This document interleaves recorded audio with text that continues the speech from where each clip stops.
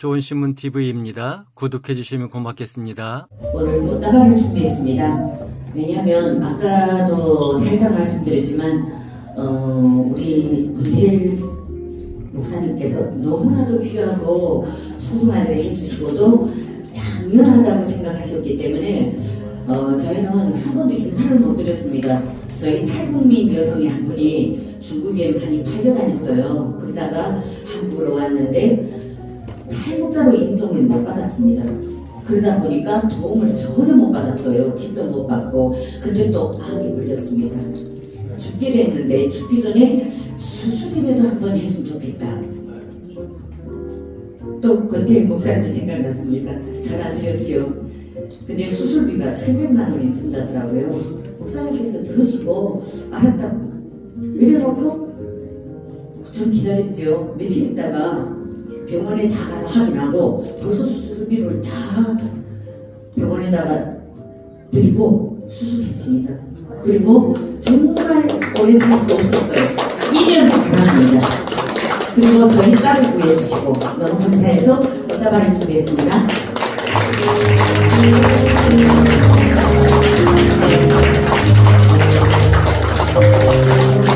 다르게 먹기 너무 당연하다고 생각하는 일이 너무 저희 탈북민들에게는 너무 소중하고 너무 감사한 일이었습니다. 앞으로도 목사님께서 구해주실 사람들이 얼마나 많겠는지 너무 많아서 목사님은 생각도 못했죠.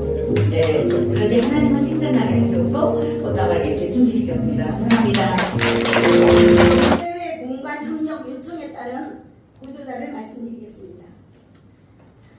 2017년부터 지금까지 해외 공간 29곳에서 구조 요청이, 협조 요청이 50건이 들어왔습니다. 그리고 구조자 50건 들어오는데 50명을 다 구조를 해서 한국으로 모시고 왔습니다. 거기에는 이처럼 공간에서 구조 요청이 들어오고 공간에서 우리에게 협력을 원해서 하시는 분들은 좀 쉽게 우리가 그 50명이 왔는데 50건이 왔는데 50명을 다 구조해서 들어왔잖아요. 그거는 100%를 다 모시고 왔다는 거잖아요. 그런데 그것은 외교부에서 영사조력법에 의한 긴급 지원비로 한국으로 구조자를 송환하나 한국 정착을 위한 협력이 필요해서 우리에게 요청을 하신 겁니다. 그래서 한국으로 오셔서 구조단이 함께 이들을 지원하고 있습니다. 한인 구조단이 전 세계에서 지금은 한인 구조단이 조금은 이제 좀 알려졌기 때문에 공간을 통해서 또 개인적으로 한인회를 통해서 저희들에게 구조 요청이 굉장히 빗받칩니다. 그런데 안타까운 것은 이런 예가 있었습니다.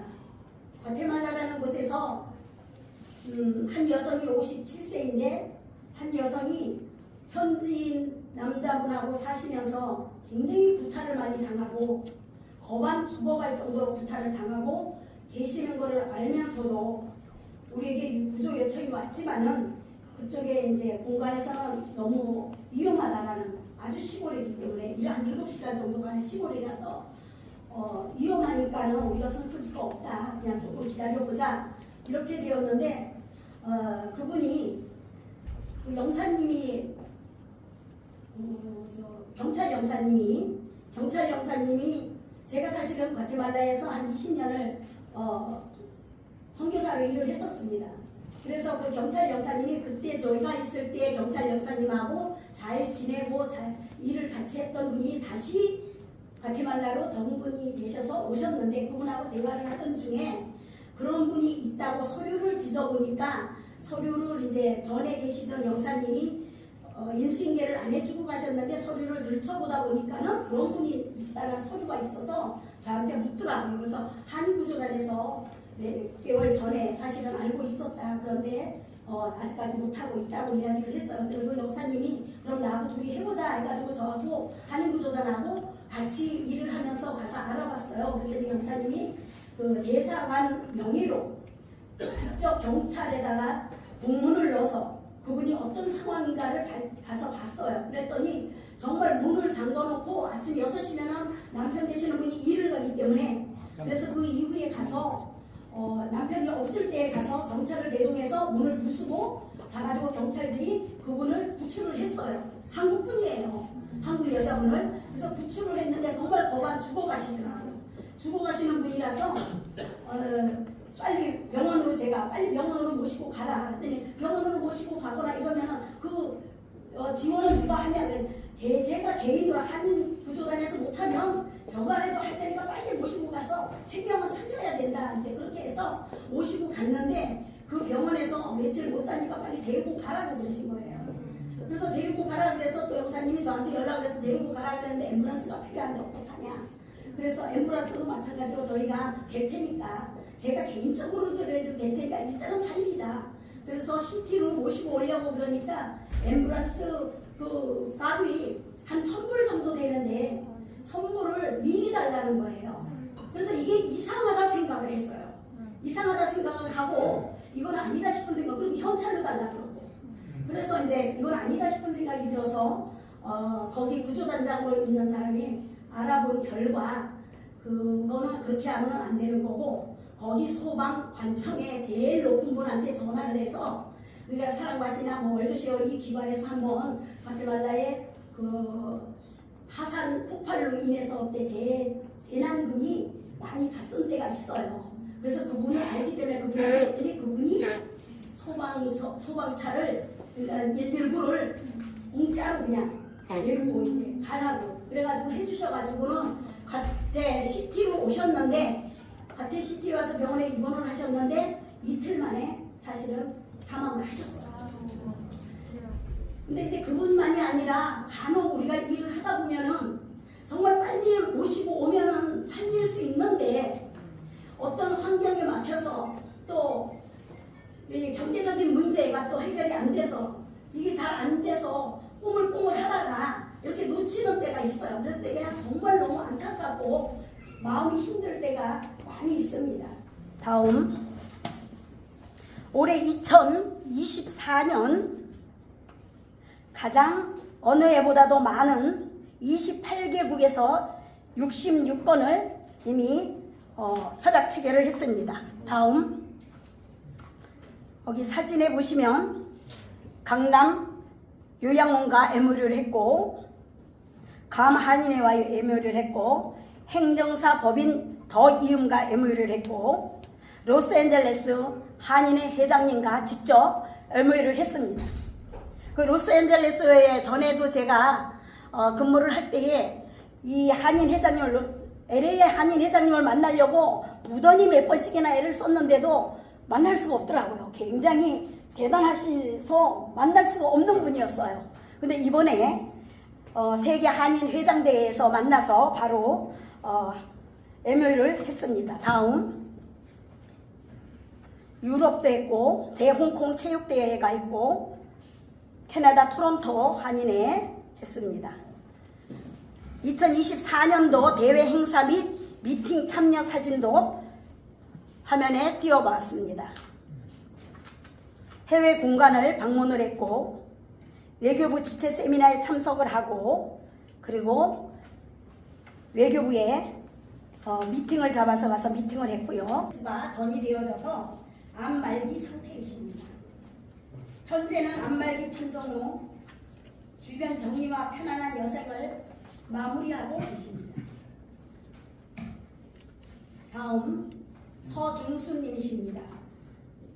이분은 하반신 불순으로 힘들어하고 계시는데 현재는 하반신 마비로 정상적인 생활이 어려우나 몸이 더 굳어지지 않기 위해서 지난번에 보니까 재활 치료를 쉬지 않고 열심히 받고 계시는 모습을 보았습니다.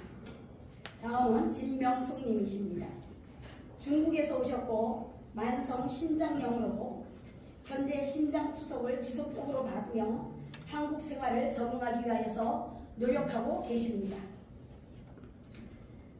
다음은 최준아, 김기상, 김영은 님이십니다. 카나다, 멕시코, 기니에서 오셨습니다. 위의 3위는 병증으로 인해 정상적인 생활은 어렵지만은 재활을 통해서 인지 능력을 향상 중이고 거동이 자유로워지면 자립생활 정착 지원도 저희들이 고려해 보려고 생각하고 있습니다. 마치고 제가 마음에 내키는 대로 마음에 오는 대로 여러분들에게 말씀을 하나 드리겠습니다. 한인구조단은 어딘가에서 지금도 이 순간에도 분명히 한국뿐인데 고통 가운데 있는 우리 대한민국 국민을 한 분이라도 더 고국으로 모실 수 있도록 힘을 다하고 있습니다. 우리나라가 위상은 굉장히 높아져서 며칠 전에 뉴스에도 보니까는 뭐 7개국 안에 든다 그러더라고요. 그러는데 아직도 전 세계에 흩어져 사는 우리 한인들은 거리에서 동양을 하시는 분들도 있고 또 아파도 병원에를 못 가시는 분들이 있습니다. 묻으시면서 죽어도 나는 내 조국에 가서 죽고 싶다. 그러시는 분들이 지금도 많이 있으십니다. 그러므로 여기 참석하신 바로 저와 여러분이 한인구조단과 함께 해주신다면 한인구조단이 더욱 힘을 내서 더 많은 분들을 한 분이라도 더 내 조국으로 모시고 왔으면 좋겠습니다. 이상입니다.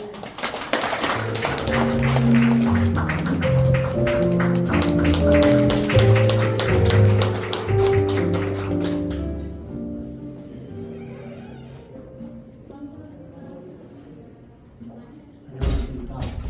한인구조단 강화트레이닝센터에서 복지 업무를 담당하고 있는 윤성민입니다. 강화트레이닝센터 업무에 대해서 보고 드리겠습니다. 넘겨주십시오.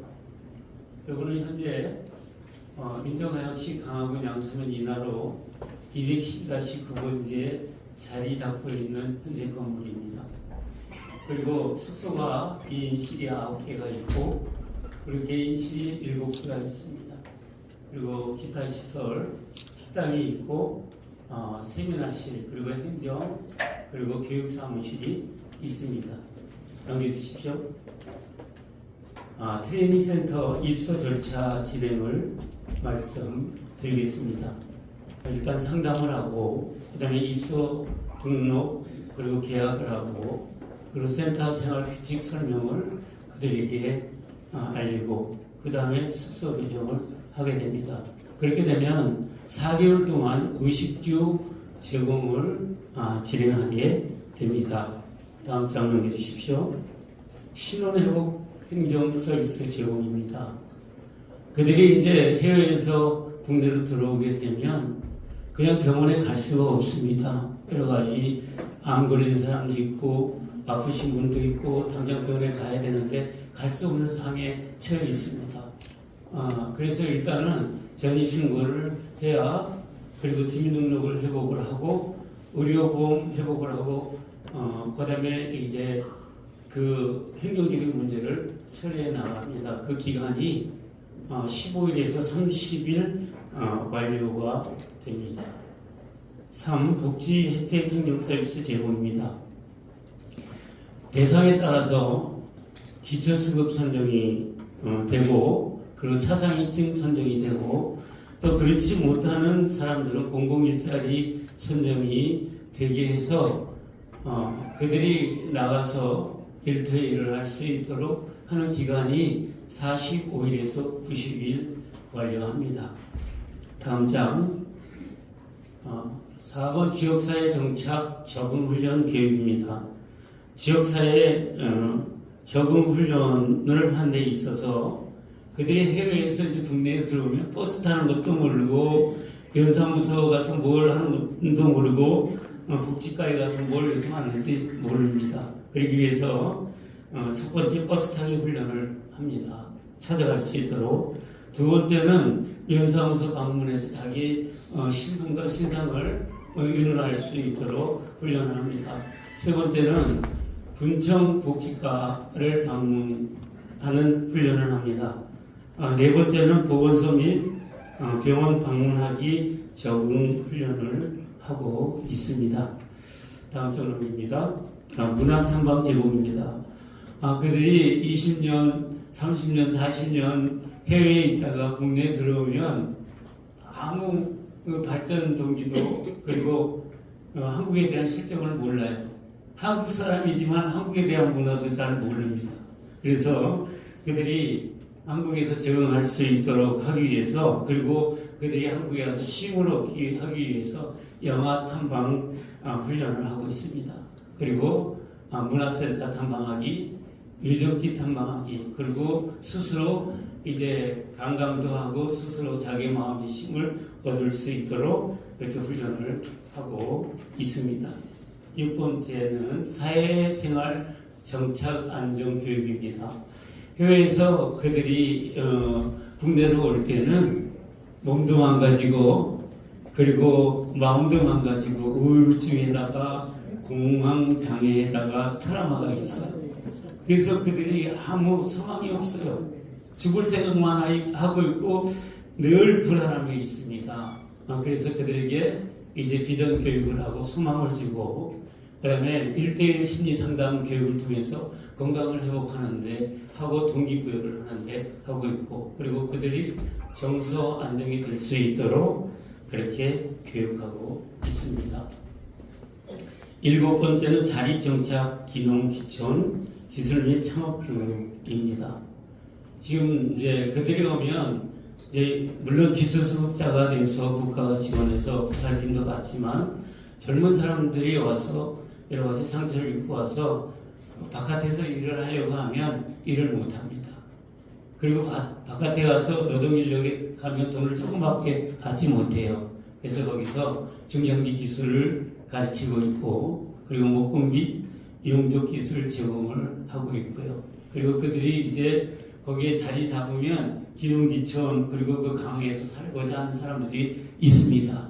그런 사람들에게 그 교육을 하고 있고, 그리고 취업 및 창업 교육 제공을 하고 있습니다. 지금도 이제 필리핀이나 저 유럽에서 거기에서 전기공사, 인테리어공사, 건설공사 하던 사람들이 지금 강원에서 자립해서 지금 하고 있습니다. 전기공사도 하고 있고 건설공사도 하고 있습니다. 8번 다음 경기입니다. 이제 그들이 4개월 동안 행정적인 문제와 그리고 일자리 문제 그리고 사회에 진출해서 그가 스스로 이제 독립해서 살아갈 수 있는 데 있어서 국가가 LH에서 지원하는 이제 전세 대출 그 부분이 있습니다. 그 부분을 연결해서 서비스 제공하고 있고, 그렇지 못하는 사람들은 또 군청에서 임대를 지원해 주십니다. 그래서 그거를 제공해서 이제 4개월이 되면 이제 퇴소 절차를 받아요. 그럼 그들이 나가서 지금은 강화 전체에 그 청소를 지금 우리 재외한인 구조단에서 나가 있는 한 40명 이상 되는 사람들이 그 강화에 화장실 청소, 공중변소, 기관 청소를 다 담당하고 있습니다. 그리고 독거노인들에 대한 쌀을 배급을 주는 것을 다 그들이 일일이 600군데를 일일이 다 나눠주고 있어요. 그리고 이제는 강화 그 복지과의 자활센터에서도 그렇고 주변에 이제 이장님들 명상에서도 우리 자활센터에다 연락을 해서 농사를 지을 수 있는 사람도 좀 보내주십시오. 그리고 또 거기 청소할 분도 좀 보내달라고 이렇게 요청을 하고 있습니다. 그래서 우리 재외한인 구조단이 이제 국내도 그렇지만 해외도 그렇지만 이제 브랜드가 세계적으로 이제 떨쳐 있습니다. 그것이 다 설립자님이 열심히 기도하고 또 어려운 가운데서도 굴하지 않고 꿋꿋하게 어려운 환경 속에서 해나가기 때문에 지금 이 상을 하고 있습니다. 우리 박수 한번 드립니다. 이제 마지막은 그들이 4개월 있다 다 나갑니다. 4개월 동안은 그들이 밥 해주는 거, 그 다음에 빨래 해주는 거 다 거기서 편안하게 먹고 이제 일자리를 갖고 방을 얻어서 나갑니다. 근데 막상 자기네들이 나가서 자립을 하려고 하면 다 사 먹어야 되잖아요. 반찬도 해 먹고 밥도 해 먹어야 되고, 그러니까 어려움이 있어요. 또 이제 그들이 갑자기 일을 하다가 갑자기 쓰러지는 경우도 있어요. 그럼 어디 연락할 데가 없습니다. 그리고 이제 그때 연락이 제한이 구조단밖에 없잖아요. 센터밖에 없기 때문에 연락을 하면 달려와서 그들을 병원으로 수송하고 그다음에 반찬도 매주마다 이렇게 나눠서 주고 그래서 여러 가지 그들이 소망이 없었지만 소망을 갖고 뭔가 이렇게 하고자 하면서 그러면서도 어떤 때는 오버할 때도 있어요. 그런 부분에 있어서 같이 의논하고 그러면서 이제 거기에 정착하고 살고 있습니다. 우리 기윈 여러분들께서 이 나라의 누군가가 이 일을 반드시 해야 합니다. 제가 여기서 처음에는 그냥 직장 삼아 일을 했지만 막상 해보니까 누군가가 해야 된다라고 하는 거예요. 국가도 지원을 해주지 않고 지역도 지원을 해주지 않고 제가 코로나가 왔을 때 거기에 어려움이 있어서 경제적으로 어려서 쌀이 떨어졌어요. 그래서 면사무소도 찾아가서 쌀을 좀 주십시오. 그리고 복지과에서도 쌀을 좀 주십시오라고 했는데 안 된다라고 하는 거예요. 그 이유가 뭡니까? 그랬더니 우리가 법인이기 때문에 안 된다라는 거예요. 개인적으로는 도와줄 수 있다라고 하는 거죠.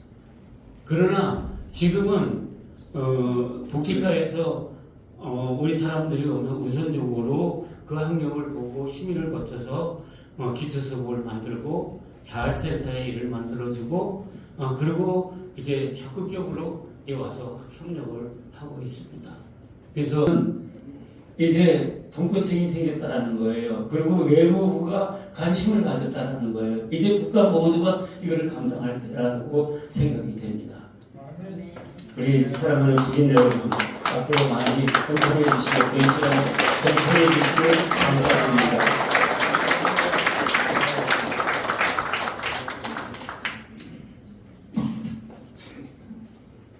우리 윤석열 센터장님이 우리 한인 구조단에서 제일 그래서 뭐로 여기까지 왔냐 궁금하실 텐데 제한인 구조단의 실질적인 도움도 많이 받았고요.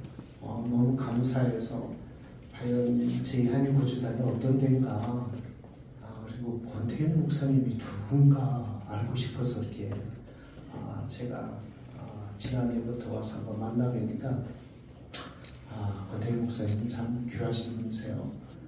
사람들이 많은 일들 하죠. 명예적인 일과 부와 그리고 가지고 있는 본인의 레벨업을 위해서 굉장히 애쓰시는데 이분은 생명을 구원하신 분이다라는 거예요. 그래서 참 제가 그 마음의 그 생각의 중심을 보고 너무 감사해서 오늘 세미나 한다고 해서 비행기 타고 왔습니다. 그래서 저는 인도네시아 간지 25년 좀 넘었고요. 저는 신문사를 하고 있어서 한인 사회에 대한 아픔과 슬픔, 고통과 고난 이걸 다 알고 있습니다. 너무 많은 사건과 사고가 우리 기자들 통해서 많은 일을 접하고 있어서 너무 잘 알고 있는데요. 제가 하루는 신문을 짧게 작성을 해가지고 이렇게 참 글이 잘 썼다 그랬는데 한 분한테 전화가 왔어요. 전화를 딱 받는데 그때가 1월 3일이었으니까 새해 첫날에 저한테 전화하면 이 사람 생각이 바꿔지겠다. 그래서 전화 받은 내용이 뭐냐면 석 달 전에 어느 곳에서 한국 사람 한 분이 죽어 있는 걸 알고 있느냐? 알고 있다. 사고로 돌아가시지 않느냐? 아니라는 거예요. 굶어서 죽었다라는 거예요. 세상에 여기서 굶어 죽는 사람이 어디 있냐고 제가 뭐라고 그랬는데 그렇다라는 거예요. 그걸 신문사 사장이 모르고 도대체 당신은 돈 잘 벌고 있는 사람들, 명예 있는 사람들의 에이전트만 하면 되겠느냐? 굶주린 자, 배고픈 자, 시위한 자, 낭망한 자, 좌절한 자를 위한 당신의 역할은 무엇이냐고 막 엄청 저를 혼내는 거예요. 근데 왜 그러냐면요. 이제 미국이나 이런 데도 있겠지만 거기는 좀 힘들면 접시도 닦고 청소도 하고 하는데요. 이 저개발국 동상에는요 그런 일을 할 수가 없어요. 좀 하다 보면 그보다도 $1만 가지고 주어도 먹고 사는 사람들이 많다 보니까 그런 일들을 할 수 없다 보니까 이런 사람들이 시골 로스빌로 들어가서 못 먹어서 뭐 비자는 끊어지고 그래가지고 죽었던 분이 상당히 많은 거예요. 그래서 저희 신문사에다가 밥을 드리겠다, 쌀을 드리겠다 광고를 했습니다. 광고를 했는데 한 달 동안 전화가 하나도 통 안 오는데 딱 하나가 오더라고요. 한인일에서 그 광고 빼라, 창피해 주겠다. 한국 사람은 어디 밥 못 먹고 죽는 사람이 어디 있다고 밥을 주겠다고 그러냐라고 그래서 제가 광고를 뒤로 다 돌려놓고 그때 밤 12시에 한 분이 전화가 와요. 전화 받으면 끊어지고 받으면 끊어지고 그래서 이분인가 보다 전화를 했더니 역시 마찬가지 엉엉 우는 거예요. 밥을 주냐고 쌀을 주냐고. 그래서 막 해서 드렸죠. 갔더니 이분이 여기 또 있습니다. 여기 또 있습니다. 유상종이라고 그러죠. 이분들끼리만 연결되어지는 네트워크가 있는 겁니다. 단 한 번도 이분들은 한인 사회에 들어본 적이 없어요. 한 번도 시쳐본 적이 없으니까. 한 번도 샤워본 적이 없고 한 번도 교회 가본 적이 없어요. 냄새나서 어떻게 가요? 어림도 없는데 그렇게 해서 구조하다가 어느 분이 저는 이제 죽게 됐는데 저 고국에 좀 보내달라. 그래서 제가 연결하면서 확인해 보니까 권태일 목사님 계신 거예요. 그래서 권태일 목사님한테 그런 분들을 보내드렸는데 17분을 보내드렸습니다. 17분을 보내주셔서 너무 감사하고 지금 현재 저희가 80가정에 한 300여 한인 동포들을 그런 예비자, 대기자들을 준비하고 있습니다. 오늘 제가 많은 시간이 없기 때문에 제2동포 역량과 구조 전환에 대해서 제가 아는 범위에 대해서 설명해 드리도록 하겠습니다. 제2동포는 무엇인가? 그리고 제2동포가 가지고 있는 법적 지위는 무엇인가? 그리고 세계 한인 미디어와 한인 단체는 도대체 뭘 하고 있느냐? 그리고 제2동포들이 과연 그곳에서 저와 같이 분도 계시지만 어떤 일들을 하고 있는지에 관한 내용들을 좀 보고요. 그리고 제 국가에 대한 기관과 단체들은 어떤 자태들이 있는데 과연 그들은 무엇을 하고 어떤 역량을 가지고 있는지를 보고 있고 그리고 한인 구조는 좀 이런 식으로 좀 지도 개선을 했으면 좋겠다는 개선 방향을 하면서 우리가 서로 대한민국에 있는 동포들과 그리고 해외에 나가 있는 분들 서서 상생협력할 수 있는 방법들을 알아보도록 하겠습니다. 제2동포입니다. 제2동포는 우선 법적인 지위들을 가지고 있습니다. 제2동포 기본법에 보면 국가는 제2동포가 거주국에서 모범주를 구성할 수 있는 지위를 항상 가지고 있다라는 거예요. 법적인 지위를 가지고 그분들은 열심히 일하고 있고 당연히 거기에 대한 권리와 의무와 이런 것들을 전부 다 받아야 될 합법적인 하나의 구성체라고 볼 수가 있습니다. 제2동포 역사를 보면 1시기, 2시기, 3시기, 4시기로 나눠져 있고요. 1860년대는 정말 먹는 것 때문에 노동 이민을 통해서 하와이라든지 멕시코, 러시아 연해주로 또 가셨고요. 또 1910년에서 1945년대까지는 이제 아무래도 중앙아시아 강제 인주, 일제 강제 징용, 그리고 국권이 상실해서 다른 지역으로 강제 이민을 갔던 분들, 그리고 45년부터 62년까지는 이제 가셨던 분들이 돌아오지 않고 현지 거기서 계시는 분들, 그때 당시만 해도 인도네시아 약 3,000명 정도가 오게 되어집니다. 어떤 식으로 오냐면 전쟁이 발생돼가지고 일본군 군속으로 이어서 왔던 분들이 남아있다가 일본이 패망되어지면서 오고 갈 데가 없는 거죠. 나라가 망했으니까. 그런 슬픔과 것들이 있고요. 1962년서부터 현재까지 보여지면은 이제는 예전은 이제 디아스포라 본인의 의지에 관계없이 해외로 나갔는데 이제는 본인의 의지에서 글로벌에서 자기의 역량을 위해서 사업을 위해서 비전을 위해서 많은 분들이 나갔고 또 역시 코로나로 인해 팬데믹 한번 봤잖아요. 그래도 해외보다도 모국이 좋으니까 다시 돌아오는 현상. 돌아온 현상이 이렇게 해서 이민 역사를 볼 수가 있습니다. 제2동포 동포 현황들을 보면요. 193개국에 약 730만 명 정도 있다가 코로나 때 약 30만 명 정도가 줄었어요. 코로나 아시든 저희 인도네시아만 해도 무려 88명이 에어런 앰뷸런스, 에어런부스가 뭡니까? 닥터 에어런 3번 타는데 20만 불 정도 되는 2억에서 3억 정도를 주고 헬기를 타고 오시는데 인도네시아에서 88명이 그 헬기를 탔어요. 그러면 안 타신 분들 얼마나 상당한 분들이 많이 돌아가셨는데요. 어쨌든 코로나가 제2동포에 거주하는데 직접적인 영향을 줬다라는 걸 볼 수가 있는데 뭐라 볼까 700만 정도에서 730만에서 지금 710만 명 정도 되고 최근에는 다시 늘어나는 형태를 볼 수가 있습니다. 저희 국민은 약 240만 명, 저희 국민은 국적을 가지고 있는 대한민국 국적을 가지고 있는 분들이고요. 그다음에 미국 현지의 국적을 가지고 있는 분들은 이제 제2동포라고 하는데 460만 명 되어지는데 역시 많이 좀 감소되어 있고 주로 동북아시아, 북미, 유럽 지역에 있는 제2동포들이 수가 많이 좀 줄어들었다라고 볼 수가 있습니다. 특히 중국 경기가 굉장히 안 좋아요. 부도도 많이 나고 있고요.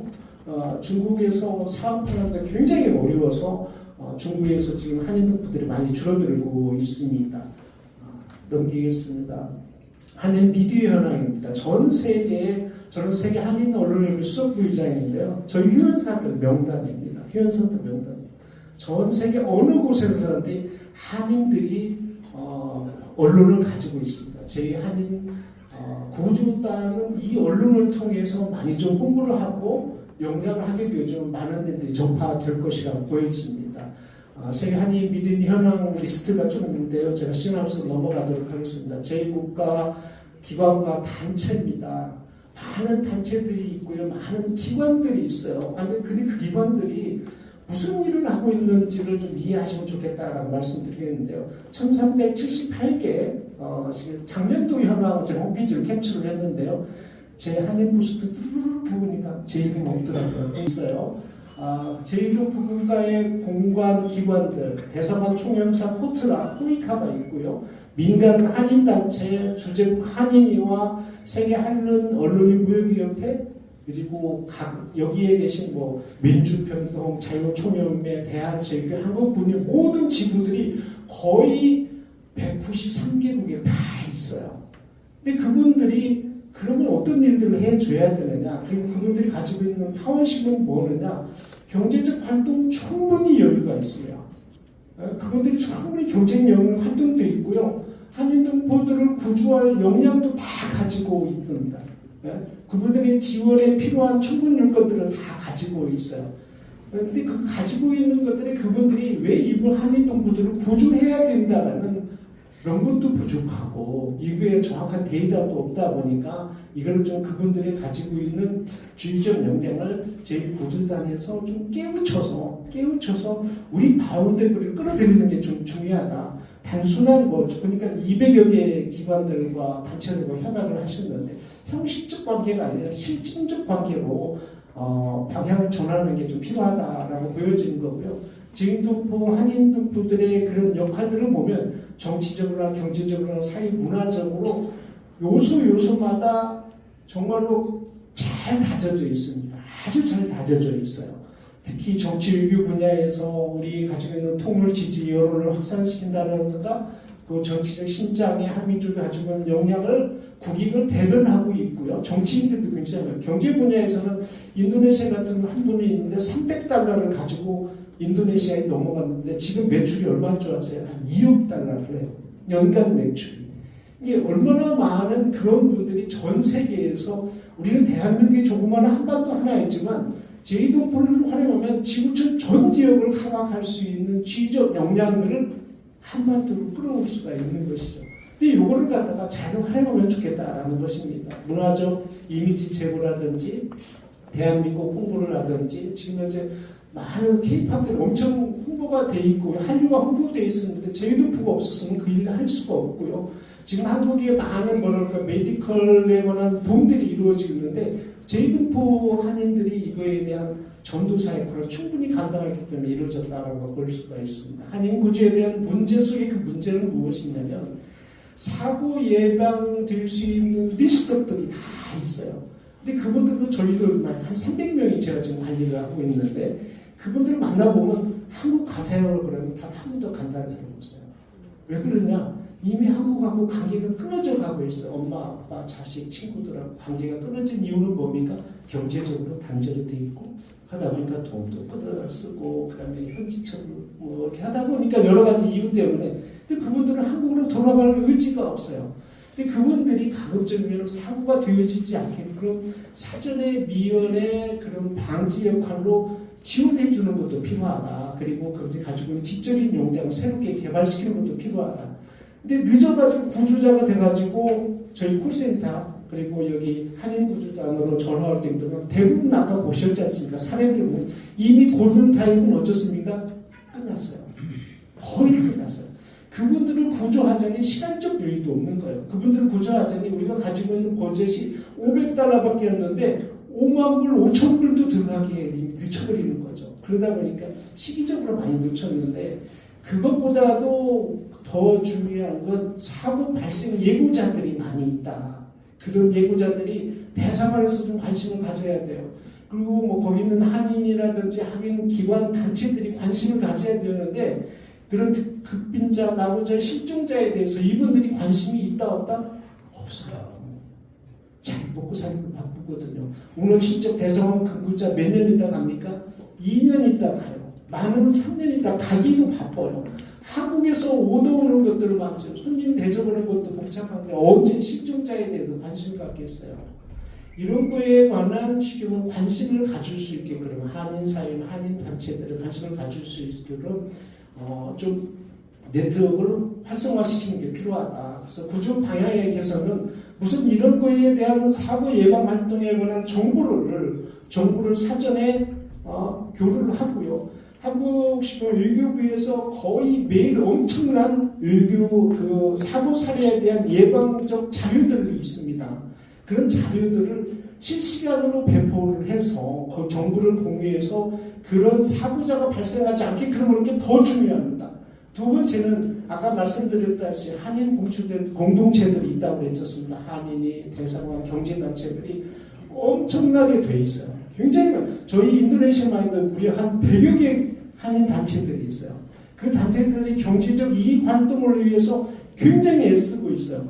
그런 한인 공동체들과 협력을 해서 우리가 가지고 있는 골든타임을 놓치지 않아야 된다. 그리고 비용을 최소한 줄여야 된다.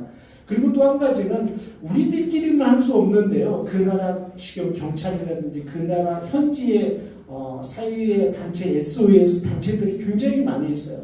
그분들을 통해서 하게 되어주면 더 쉽게, 더 빨리, 그리고 그분들은 뭐가 있냐면 사회적 환경에 적용, 사회적에 기여를 하고자 하는 의식들이 현지인들이 굉장히 많아요. 굉장히 많아서 그런 분들하고 서로 윈윈하면서 일을 하게 되어주면 충분한 한인 구조에 가지고 있는 역량을 충분히 활용할 수 있겠다라고 볼 수가 있겠습니다. 저는 한 가지만 말씀드리고 마치겠습니다. 상생협력을 해야 된다는 것이고 한인 구조단이 가지고 있는 지금 현재 여기 있는 구조 시스템이 너무 훌륭합니다.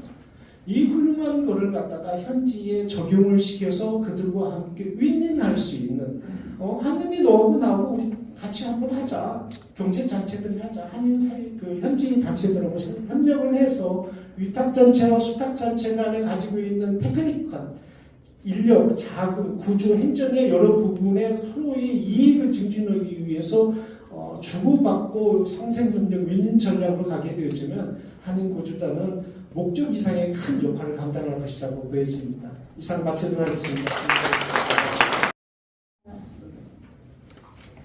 다음은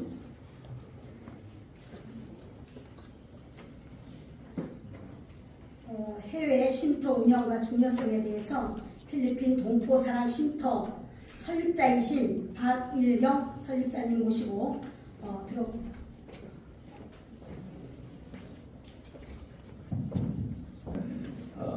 우리 한인구조단 또 해외 쉼터에 대해서 실제 경험자로서 잠깐 같이 시작하도록 하겠습니다. 저는 1984년 지금부터 40년 전에 필리핀에 가서 이때까지 필리핀에 살고 있습니다. 그 당시에 두산 산업에 근무를 했었는데 80년대 지사장으로 발령이 났어요. 그 당시에 제가 33살이었는데 가서 지사 근무를 하다가 거기서 사업을 시작하게 돼서 40년 동안 이제 필리핀에 살았습니다. 근데 필리핀이 한국에서 가깝고 또 몇 가지 특징이 있어요. 한국에서 제일 가깝고 카지노가 많습니다. 세계에서 마약이 제일 싼 데예요. 한국 돈 몇천 원이라도 마약을 받을 수 있는 데가 필리핀입니다. 그러다 보니까 필리핀에 한국 노숙자들이 굉장히 많았어요. 필리핀이 한참 많을 때는 15만 명 정도의 한국 우리 교포들이 살았습니다. 그러니까 필리핀은 굉장히 작은 나라인데 해외 교포로 따지면 미국, 일본, 중국, 캐나다 다음에 교민이 많은 나라였어요. 지금은 베트남이 많지만 그런데 그렇게 많은 교민들 중에 어려운 사람들이 너무 많았어요. 마약도 쉽게 구하고 카지노도 가깝고 이러다 보니까 그래서 제가 2009년도, 2010년도 필리핀의 한인총연합회 회장을 했었어요. 그런데 그 당시에 제 눈에 보이는 노숙자가 100여 명이 넘었어요. 거기 리잘 파크라는 공원이 있는데 거기 가면 노숙자, 한인 노숙자들이 거기서 잠자는 거예요. 그리고 아까 얘기하셨는데 그러다가 굶어 죽어요. 그런 분들이 생기는데 그런 분들이 눈에 보이니까 제가 한인총연합회 회장으로서 타스크포스를 만들었어요. 이런 노숙자들을 좀 구하는 쉼터를 만들어 보자고. 그게 2009년이었는데 실행을 못했습니다. 그 한인에도 이사회가 있거든요. 국회처럼 이사회에서 돈 없는데 그걸 왜 하냐고. 한인회장에만 밀어붙여도 안 되더라고요. 그래서 못했습니다. 못하고 그냥 안타까운 마음으로 개인적으로 몇 명씩 도와주다가 2015년에 귀한 분 두 분을 만났어요. 사실 하나님께서 만나시게 해주신 것 같은데 한 분은 그 당시에 주 필리핀 대사였던 이혁 대사님이라는 분인데 지금 이제 은퇴하셨는데 그분을 만났고 또 한 분은 이제 권태현 목사님인데 말씀을 드리면 그 100여 명의 노숙자가 있으면 한 3, 4만 명의 불법 체류자가 있어요. 불법 체류자. 불법 체류자들은 일단 본인들이 어떻게 생각하냐면 불법 체류자는 범법자라고 생각을 해서 공항에 가면 잡힌다고 생각을 해요. 그리고 실제로 잡히질 않고 벌금만 내면 되는데 본인들이 그렇게 생각을 하고 또 벌금의 금액은 굉장히 큽니다. 그러다 보니까 사업에 실패하고 마약에 빠지고 카지노를 한 사람들은 이미 가족들하고 연이 끊어졌다고 봐야 되거든요. 한 1년까지는 양치기가 되는데 1년 넘어가면 양치기 안 돼요. 그러다가 가족하고 연이 다 끊어지다 보니까 이분들은 오갈 데가 없는 거예요. 그래서 그냥 난데없이 노숙자가 되는 거예요.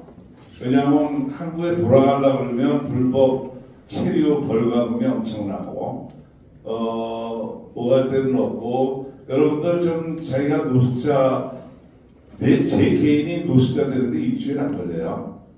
일주일만 지나면은 얼굴 표정 변합니다. 노숙자가 되면은 얼굴 표정이 변하면 교회를 가든 어디를 가든 사람들이 눈을 안 마주쳐요. 눈 마주치면 큰일 나는 줄 알고 이제 그런 노숙자들이 너무 많은데 그거를 해결할 방법이 없다가 그 이혁 대사라는 분이 좀 사정 얘기를 했더니 당시 이제 한 회장이었으니까 얘기를 했더니 대사가 그 일을 해줄 수 있대요. 이제 다른 나라에서 오신 분들은 참고가 됐으면 좋겠는데 대사가 이민청장한테 레터를 써요. 대사 이름으로 이 한국 사람을 한국으로 소개하겠다 라고 하면은 이제 대로 나갈 수 있는 거예요. 벌금 없이 5년 동안 다시 들어오지 못한다는 단서가 그렇지만 그만 상관없죠. 그래서 대사께서 그런 게 있으면은 자기가 레터를 써주겠다고 얘기를 하시더라고요. 그래서 너무 좋았는데 막상 사람을 보내려다 보니까 한국하고 인연이 끊어진 사람들이에요. 한국에 와도 오갈 데가 없는 분들이에요. 대부분은 여기 아까 나오신 그 영상에 나오신 분들 아무도 한국에 들어와도 오갈 데가 없는 분들이 많아요. 그래서 가면 뭐하냐, 올 데가 없는데 이러고 있었다가 우리 권태일 목사님을 만나게 됐어요. 그래서 이런 사정을 얘기를 했더니 보내기만 하시면 저희들이 여기서는 감당하겠습니다. 이렇게 돼서 한국 구조단하고 연결이 됐습니다. 그래서 2015년에 필리핀 동포사랑쉼터를 정식으로 설립을 했고요. 두 가지가 다 해결됐기 때문에 처음 설립할 때 10명만 살리자. 거기 있으다 죽는 사람들이니까 10명만 살리자라고 시작을 했는데 지난주 현재까지 214명이 필리핀에서 들어왔습니다. 전체 700명 들어온 중에 214명이 필리핀에서 들어왔고요. 지금도 쉼터, 저희들 이제 필리핀 쉼터는 7명만 받습니다. 그래서 이제 방하고 다 준비를 해놓고 정말 노숙자들이 있으면 7명을 받아서 한 두세 달에 걸쳐서 대사관하고 연결을 해서 이제 서류 다 받고 그 다음에 그 대사님이 얘기하는 불법 체류 면제금 다 정리하고 나면 이제 비행기표 끊어서 한국으로 보내는데 저희들이 경험해 보니까 거진 90%, 80%에서 90%는 오갈 데 없어요. 그래서 우리 윤성민 목사님이 다 영접했습니다. 가실 수 있는 분들은 공항에서 바로 집으로 가시고 나머지 분들은 우리 강화 트레이닝 센터에 있는 윤 목사님이 받으셔서 4개월 동안 훈련시키고 사회로 내보내고 지금 아까 40명 정도가 강화도에서 뭐 이런저런 많은 일을 한다는데 다 필리핀에서 오신 분들이에요. 강화도에서 4달 지나도 안 가시고 강화도에 사세요. 그 교회 거기 다니시고 그 주변에서 사시면서 저런 이제 여러 가지 일들 하고 그래서 강화도 가면 지금 필리핀 출신 분들 동포분들이 다 자리 잡고 많이 살고 계십니다. 그래서 좀 너무 길어졌는데 좀 이제 정리를 좀 하면 저희들이 10명을 목표로 시작했다 지금 200명이 넘어갔는데 아직도 노숙자가 많아요 필리핀에. 그래서 이 일은 계속될 겁니다. 하고 세 가지만 좀 정리를 하고 넘어가고 싶었어요. 제가 10년 전에 갔을 때는 필리핀이 제일 노숙자가 많았는데 지금 그렇지 않은 것 같아요. 지금 베트남에도 많은 것 같아요. 베트남에도 한국 노숙자가 너무 많고 캄보디아에도 너무 많고 라오스에도 있고 전 세계에 아프리카에 가도 한국 노숙자들이 많이 있습니다. 그래서 필리핀에서는 이제 시작을 해서 아직까지 잘 가고 있지만 이러한 그 상황이 여러 가지 매체를 통해서 우리 한인 구조단을 통해서 각 다른 나라에 있는 아프리카나 다른 아시아 나라, 또 미국, 남미 쪽에 있는 한인 그 노숙자들도 좀 구조를 받을 수 있도록 우리 한인 구조단이 좀 앞장서서 전 세계에 얘기를 해줬으면 좋겠다 싶은 생각을 하고요. 두 번째는 아까 재외동포청이 생겼다고 얘기를 했는데 재외동포청과 여기 이 자리에도 지금 안 가시고 남아 계시는 재외동포청 분이나 외무분이 계시는지 모르겠는데 제 옆에 마침 동포청에서 오신 분이 이제 과장님이 앉으셨는데 제가 물어봤어요. 자, 이제까지는 저희들 필리핀에서 보내는 214명 다 저희들이 했습니다. 우리 외국에 단 1원도 받아본 적 없어요. 아직. 받아본 적이 없는 게 아니고 돈이 없대요. 요청을 많이 했는데 외국에는 단 1원도 예산이 없습니다. 이렇게 얘기를 해서 외국에서 한 번도 지원받은 적 없고요. 재외동포청 2년 전에 생겼다 해서 굉장히 기대를 많이 하고 있는데 아까 그 과장님한테 우리 지난 15년 동안 이렇게 많은 사람들을 보내고 구조해주고 했는데 외국에서 단 1원도 지원을 못 받았습니다. 이렇게 얘기를 하면서 제가 이제 동포청 생겼으니까 이제 좀 도움이 되겠네요. 이랬더니 재외동포청 그런데 하는 거 아닙니다. 이렇게 얘기를 하는 거예요. 그 해외 동포들의 뭐 지위를 향상시키는 일을 하지 그 어려운 사람들 도와주는 일은 외무부 소관인다 이렇게 얘기를 하세요. 그래서 제가 지금 10년 동안 외무부 대사님을 제가 16분을 모셨어요. 필리핀에서 40년 동안 대사님들하고 늘 그 얘기하는데 아직도 한 푼도 외무부에서 못 받았고 지금은 요청도 안 한다. 왜냐하면 외무부는 예산이 없다 그러기 때문에. 그런데 동포청은 이거 외무부 소관이라고 그러고 또 외무부는 예산이 없다 그러면 이게 무슨 의미가 있겠느냐 하는 얘기를 했었어요. 그래서 이게 현실이라서 정말 재해동포청이 이번에 생겼으면 좀 앞으로는 재해동포청에서 이런 한인 구조는 얼마나 좋은 일이에요. 이거를 말만이 아니고 재정적으로 평온할 수 있는 힘이 있는 나라인데 그런 일이 좀 이루어졌으면 좋겠고요. 또 외무부하고 재해동포청하고 서로 핑퐁하면서 이건 내 일이 아니다 하는 이런 일은 없었으면 좋겠어요. 그래서 기본적으로는 우리 한인구조단 정말 많은 일을 하는데 아시잖아요. 어려운 상태에서 일하는 거. 그래서 여러분들께서 혹시라도 말을 하실 수 있는 분들은 이런 한인구조단도 외무부가 됐든 재동포청이 됐든 좀 서포트를 받을 수 있는 그런 분위기가 좀 마련됐으면 좋겠다는 것을 꼭 드리고 싶었고요. 세 번째는 재동포청이나 외무부에서 도와주면 제일 좋고 그걸 이제 기도하면서 기다릴 텐데요. 그보다 더 중요한 것은 한 분 한 분들 여러분들의 사랑이고 관심이에요. 우리 권태인 목사님 또 윤성민 목사님 우리 또 회장님 다 좋은 일을 하시지만 외로운 곳에서 일하시는 분들이에요. 힘든 상태에서 지치지 않고 일하시는데 지치지 않으시도록 또 앞으로 더 큰 일을 할 수 있도록 여러분들 한 분 한 분이 좀 관심과 사랑을 가질 수 있으면 참 좋겠다 이런 말씀 드립니다. 네, 감사합니다. 고통의 현장이라는 것은 성공과 발전이 있는 곳에는 또 어둠과 고통이 따르잖아요. 그래서 오늘 저희 이 기관은 바로 고통과 어둠이 있는 곳에 그 사각지대를 찾아가는 기관으로서의 역할입니다. 이 기관이 커졌다. 더 많은 사람을 돕는다. 이렇게 쉽게 생각하면 됩니다. 그렇게 어렵게 생각할 거 없습니다.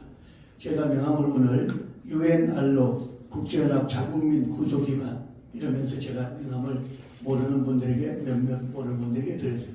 이 명함은 5년 후에 쓸 명함입니다. 지금 쓸 게 아니라. 이걸 왜 UNR로 레스큐 오르가니제이션이라고 UNR로라고 했느냐면 한인 구조만 있을 게 아니라 베트남도 베트남인 구조가 있어야 되지 않겠습니까? 캄보디아도 캄보디아 구조단이 있어야 되지 않겠습니까?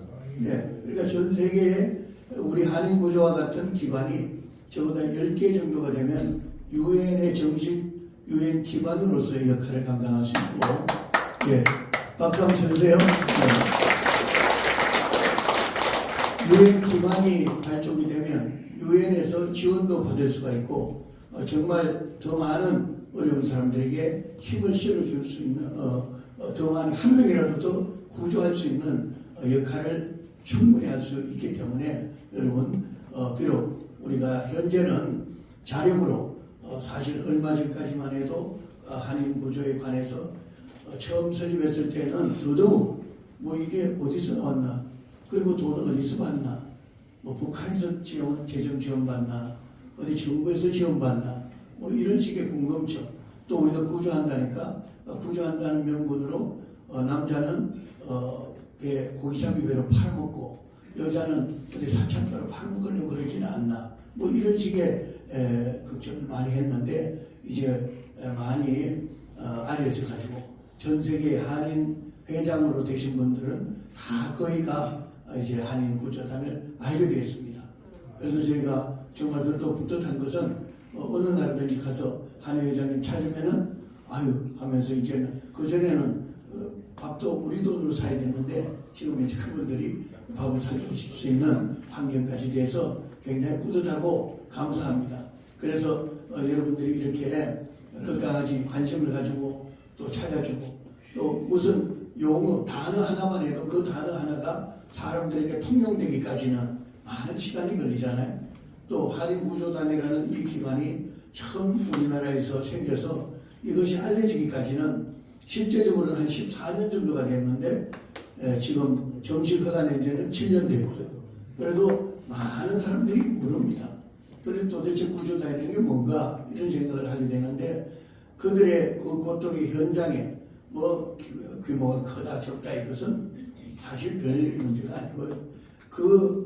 지금 이 시간에도 고통의 현장에 그 어둠의 현장에서 누구에게도 도움을 받지 못하고 정말 지금 기가 막힌 것은 과테말라에서 그 여인이 과테말라 삶이 너무 좋아서 시집을 가서 그들과 함께 정말 행복을 꿈꾸면서 그 현지 과테말라라는 나라가 아주 국민소득이 적은 그 나라에 가서 갔는데 그곳에서 감동을 당하고 폭력을 당하고 너무너무 신경쇠약이 걸려서 우울증이 걸려서 나갈 때는 문을 걸어 잠그고 나가고 그런 고통 속에 정말 영양실조에다가 구출해서 119에 실려서 7시간이나 서울의 그 과테말라 수도 시티에 와서 하루 있다가 세상을 떠났단 말이죠.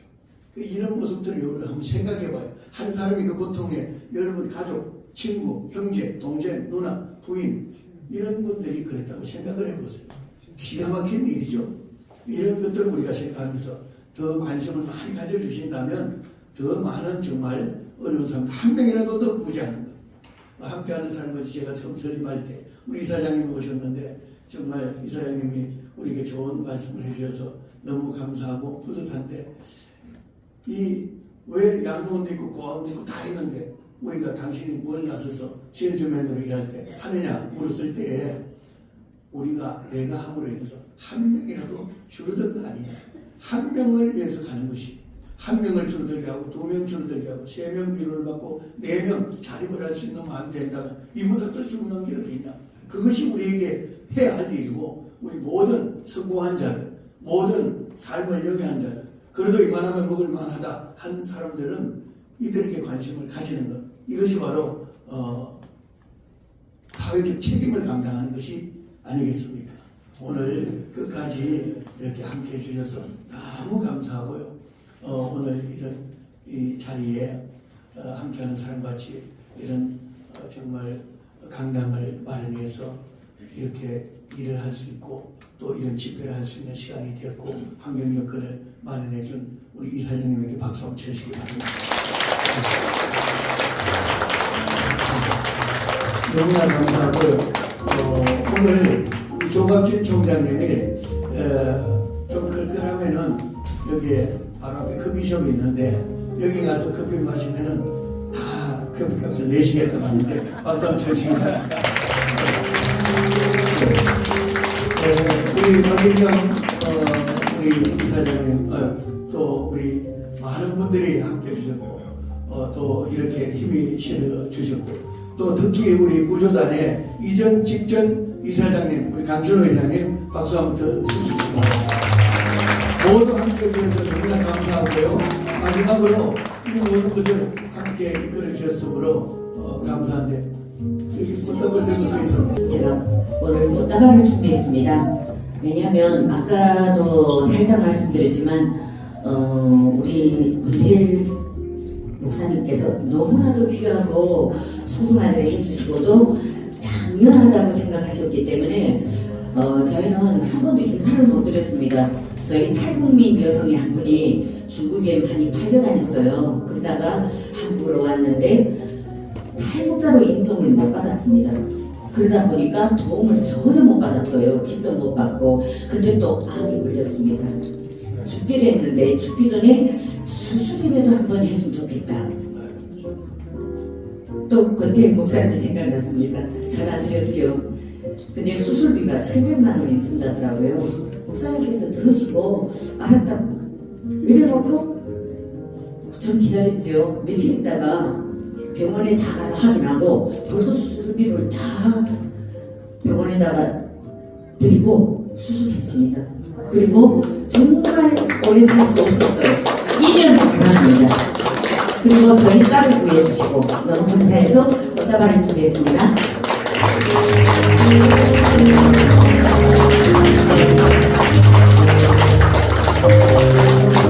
다르게 먹기 너무 당연하다고 생각하는 일이 너무 저희 탈북민들에게는 너무 소중하고 너무 감사한 일이었습니다. 앞으로도 목사님께서 구해주실 사람들이 얼마나 많겠는지 너무 많아서 목사님은 생각도 못했죠. 네, 그런데 하나님은 생각나게 하셨고 꽃다발을 이렇게 준비시켰습니다. 감사합니다. 우리 마무리로 정말 하나님께 감사함으로 우리 강준호 목사님 나오셔서 기도 한번 하고 마치도록 하죠.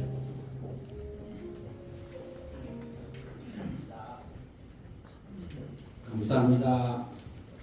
오늘 우리 한인구조단 시스템 발표회를 통해서 보다 많은 우리 고통받는 한인을 구조할 수 있는 길을 논의했습니다. 주께서 함께 하신 일이 있습니다. 이 자리에 복을 주시고 참석한 모든 주의 종들에게 은혜를 더해 주옵소서. 가는 길 인도하시옵소서. 우리 주님 예수님의 이름으로 기도합니다. 좋은 신문 TV를 시청해 주셔서 감사합니다.